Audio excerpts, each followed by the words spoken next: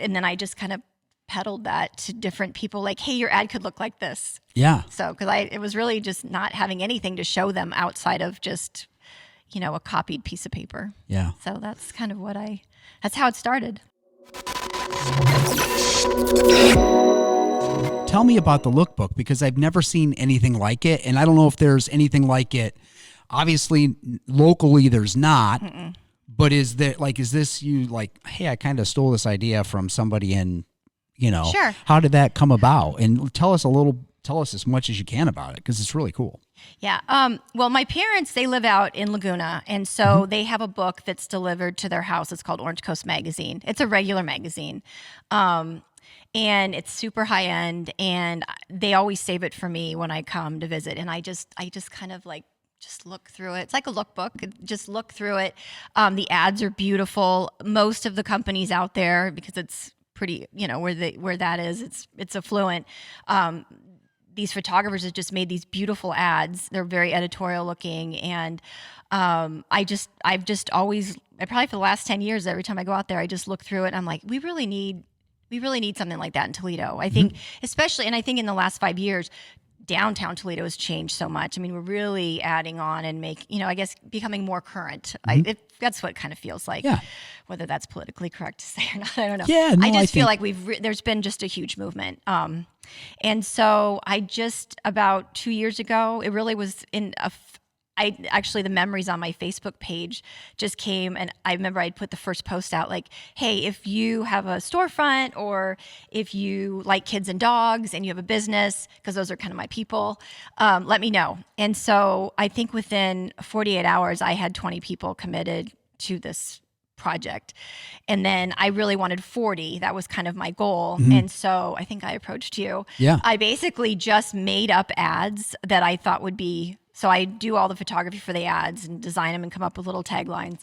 And then I just kind of peddled that to different people, like, hey, your ad could look like this. Yeah. So, because it was really just not having anything to show them outside of just, a copied piece of paper. Yeah. So that's kind of that's how it started.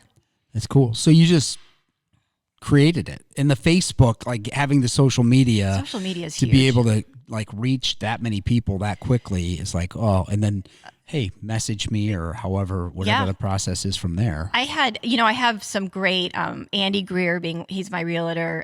He was one of the first people, like, I don't even know what you're doing, but I'm in. Yeah, I'll sign on. So I had some people like that, and I have amazing clients. I mean, the one thing that I really love about my business are the clients, and especially in the Midwest, they treat you like family. I mean, there's families that I photographed year after. I mean, I've watched them from they were newborns and now they're 14 years old every year. So it's very special. Well, we were talking, as you came in, because you have something in this little pile, and it's really funny because it definitely caught me off guard. There's like a couple pictures, and one of them is my Brody.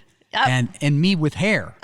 So this was in 2009. It exists. Yeah, like the pictures of me with hair exist. Yep, this was 2009. It's kind of funny to think of that. I was also that's me. Face. Yeah, that's little Brody, who's now bigger than me, by the way.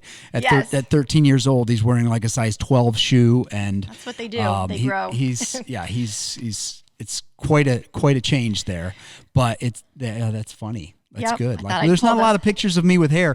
And I was also, that was me in like stage 2 of the recovering fat guy thing. Oh, stop. So I was like, that's probably, at one point I was like, gosh, I guess it'd be like 65, 70 pounds heavier than I am now. No. And full head of hair and a real chicken wing habit.